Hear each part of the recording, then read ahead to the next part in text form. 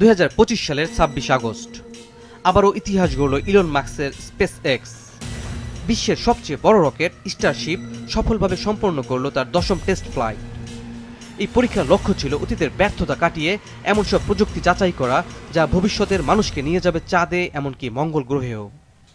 Starship হল পৃথিবীর সবচেয়ে বড় এবং শক্তিশালী রকেট, যার উচ্চতা প্রায় 403 ফুট বা 123 মিটার, মানে 40 তলা দালানের চেয়েও উঁচু। এই স্টারশিপ রকেটের পুরো সিস্টেমটি দুই ভাগে বিভক্ত। একটি হচ্ছে সুপার হেভি বুস্টার, যেটি রকেটের নিচের অংশ। এটাই শুরুতে প্রচণ্ড গতি ও শক্তি দিয়ে রকেটকে মহাকাশের দিকে ঠেলে দেয় এবং নির্দিষ্ট সময় পর আলাদা হয়ে যায়। এর কাজ সম্পন্ন হবার পর এটি আবার সফলভাবে ফিরে আসে এবং এই অংশকে আবার পুনরায় ব্যবহার করা যায়, যার ফলে খরচ অনেক বেঁচে যায়। যদিও আগের এই ল্যান্ডিংও ব্যর্থ হয়েছিল কয়েকবার, কিন্তু এইবার পরিকল্পনা ছিল একটু ভিন্ন। ওয়ালটন এখন দেশের সীমানা পেরিয়ে পৌঁছে গিয়েছে 50টিরও বেশি দেশে। ওয়ালটন, ঘরে ঘরে বিশ্বজুড়ে।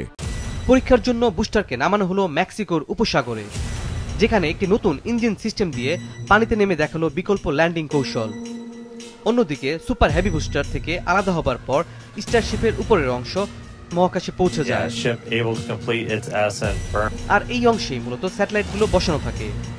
প্রথমবারের মতো স্টারশিপ ব্যবহার করেছে তার বিশেষ পেজ স্টাইল সিস্টেম, যেখানে স্টারশিপ তার নতুন স্যাটেলাইট সিস্টেম ব্যবহার করে ডামি বা পরীক্ষামূলক স্যাটেলাইটগুলো একটার পর একটা মহাকাশে স্থাপন করে। এই প্রক্রিয়া সম্পূর্ণ সফল হয়। এর আগে একাধিক ফ্লাইটে এই পরীক্ষা বাতিল করা হয়েছিল অথবা চেষ্টা করে ব্যর্থ হয়েছিল, তাই এই অর্জনও ছিল অনেক বড় একটা মাইলফলক। এবারে সবচেয়ে বড় পরীক্ষা ছিল স্যাটেলাইটগুলো মহাকাশে সফলভাবে স্থাপনের পর এই মহাকাশ যানকে আবার পৃথিবীতে নিরাপদে ফিরিয়ে আনা। কারণ যখন কোনো মহাকাশ যান পৃথিবীতে ফিরে আসে, তখন সেটি ভয়ঙ্কর গতিতে বায়ুমণ্ডলে প্রবেশ করে।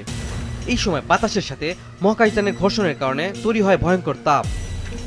ভাবুন, কোনো ধাতব জিনিস আগুনে গরম করলে যেমন লাল হয়ে যায়, তার থেকেও 1000 গুণ বেশি তাপ তৈরি হয় রকেটের চারপাশে।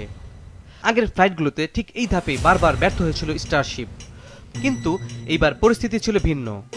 রকেটের গায়ে বসানো নতুন হিটশিল্ড টাইলস প্রচণ্ড তাপ শোষণ করে তা বাইরে ছড়িয়ে দেয়, ফলে ভেতরের অংশ নিরাপদ থাকে, যদিও কিছু অংশ ক্ষতিগ্রস্ত হয়েছে। এভাবেই ভয়ঙ্কর সেই পরীক্ষায় টিকে থেকে স্টারশিপ ধীরে ধীরে নিয়ন্ত্রিত ভঙ্গিতে পৃথিবীতে নেমে আসে। অবশেষে সবাইকে অবাক করে দিয়ে এটি সফলভাবে অবতরণ করে ভারত মহাসাগরে। এই সফল পরীক্ষা স্পেস এক্সের জন্য একটি গুরুত্বপূর্ণ মাইলফলক, যা ভবিষ্যতে চাঁদ, মঙ্গল এবং আরো দূরের মহাকাশে মিশন পরিচালনার সম্ভাবনা উন্মোচিত করেছে। Refilled with propellant and flown again.